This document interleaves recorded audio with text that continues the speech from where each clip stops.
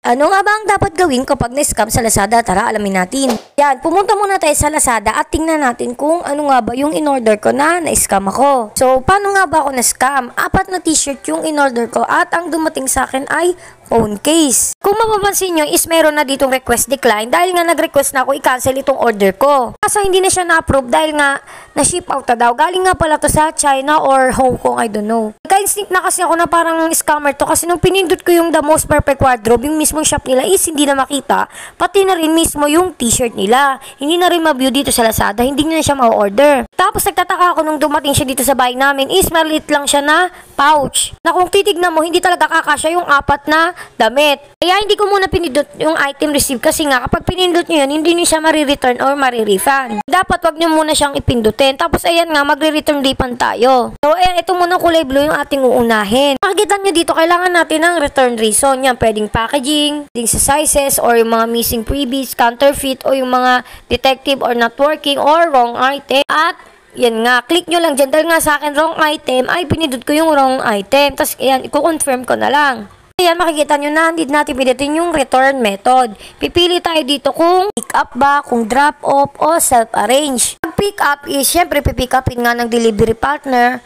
So, ayan, pipindutin ko yung pick up. Tapos, dito makikita nyo kung ano yung courier partner. Tapos, magsiset tayo ng schedule kung kailan pwede pick upin. From 9 to 9 p.m. May mga date kayo na pagpipilian kung kailan kayo available. Yung syempre, yung pipindutin nyo. Tapos, i-confirm lang natin at ayan na siya. Siyempre, ang next naman na gagawin natin ay ang magko-comment tayo. Siyempre, ilalagay natin dito yung mga bad experience natin, yung mga kulang or kung anumang mga reklamo natin sa shop na ito or sa item natin. Tapos, siyempre, hindi natin mag-provide ng evidence. Yan ang kailangan nyo. May picture tayo ng item mismo. Tapos, ayan, kapag okay na lahat, isa-submit na natin siya at okay na yon. I-click lang natin sure na tayo, syempre, at ayan na, successfully submitted na siya.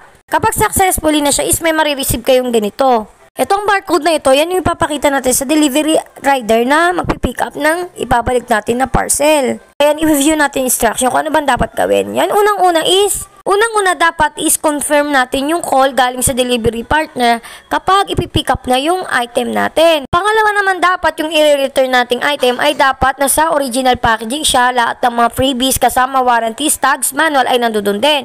Pangatlo naman ay dapat yung QR code nga. Pwede natin siyang i-print out o kaya pwede naman i-screenshot na lang natin tapos ipakita na lang. So yung ginawa ko kanina ay para lamang sa isang damit, meron pa akong 3. So uulitin ko lahat ng step na yon para ma-return din itong 3 damit na to.